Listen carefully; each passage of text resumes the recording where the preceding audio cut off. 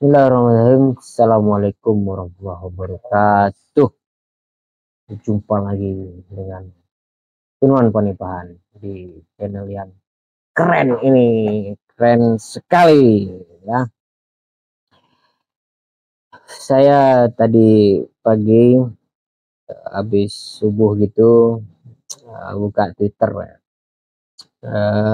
Mau melihat trending apa hari ini Twitter, ternyata trending siapa itu olahraga ya, di Ziyech diumpan sama siapa dengan oleh temannya, ternyata tendangannya meleset gitu. Jadi trending topik di apa Twitter itu.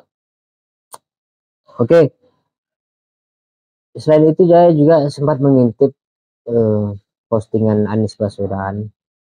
Tadinya saya hanya scroll aja ketemu gitu kan, karena saya ngikutin juga Twitternya. Bukan hanya Twitter Anies Baswedan, tapi juga saya banyak mengikuti tokoh-tokoh elit di Indonesia ini. Dulu saya juga mengikuti Rocky Gerung, tapi semenjak sudah tidak ada ya saya tidak mengikuti, walaupun ada akunnya gitu, tapi saya unfollow ya. Tadi malam juga ada kejadian gitu, kejadian memalukan elit politik oleh Ngabalin itu ya, di ulang tahun yang ke-15 TV One gitu. Ini memalukan sekali. Saya sudah buat videonya itu, Bapak Ngabalin membuat rusak suasana. Oke, kembali lagi bahwa saya di sini ingin berbicara saja, menyampaikan apa yang saya pahami tentang politik.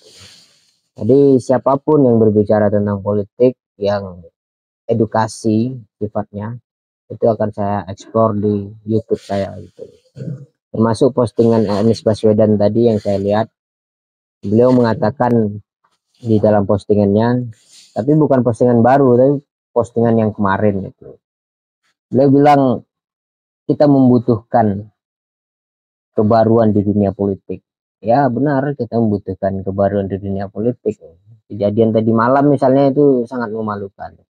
Bukan hanya kebaruan dalam dunia politik, orang-orangnya juga harus baru ya. Orang-orang politik juga harus baru. Orang-orang lama itu harus ya digusur lah gitu dengan baik-baik, dengan sopan gitu ya. Kita membutuhkan kebaruan di dunia politik. Kita membutuhkan anak-anak muda, betul kan? Kita membutuhkan anak-anak muda yang idealisme, dalam arti memiliki mimpi. Apa maksud yang memiliki idealisme? Yang punya mimpi untuk bangsanya. Jadi banyak anak muda tapi tidak memiliki mimpi untuk bangsanya. Semua anak muda pasti memiliki mimpi tapi belum tentu untuk bangsanya, untuk negara, agama gitu ya. Untuk mengambil pilihan.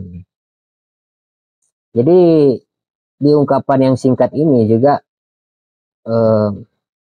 Anies Baswedan memberi pertanyaan yang perlu kita renungkan juga itu ya. Mau ikut urun angan atau ikut turun tangan? Ini semacam tantangan gitu. Mari kita simak baik-baik, edukasi politik ini sangat bagus sekali. Bahwa Anies Baswedan berupaya untuk secara hegemonik menyampaikan kalimatnya dengan bagus agar mampu mempengaruhi anak-anak muda. Pentingnya politik, bahwa politik itu bukan untuk orang tua. Politik itu untuk orang muda. Karena ketika kita berbicara politik, kita pasti berbicara mimpi, bicara masa depan. Masa depan itu di tangan pemuda. Ada orang mengatakan pemuda itu bukan soal umur, tapi soal semangat. Soal dia memiliki mimpi ke depan. Jadi siapapun yang memiliki mimpi ke depan itu artinya anak muda. Pada umumnya orang yang tidak memiliki mimpi ke depan itu orang tua. Kenapa begitu? Karena dia hanya akan berpikir untuk dirinya, kapan ya persiapan dia meninggal dan sebagainya gitu ya. Tapi ada orang yang memiliki umur tua tapi pemikiran muda. Banyak sekali dia bermimpi untuk membangun bangsa, negara. Padahal di umur 60 tahun misalnya berbicara soal 60 tahun ke depan itu kan hal-hal yang di luar nalar, hal-hal yang tidak mungkin dia rasakan. Tapi pembicaraan itu adalah pembicaraan pemuda, bicara tentang masa depan. Nah, tapi dimensi dari postingan Anies ini saya melihat justru Anies Baswedan sudah berupaya untuk menyuarakan kepada kita secara tegas bahwa ayo kita mulai perubahan dalam dunia politik. Agar apa?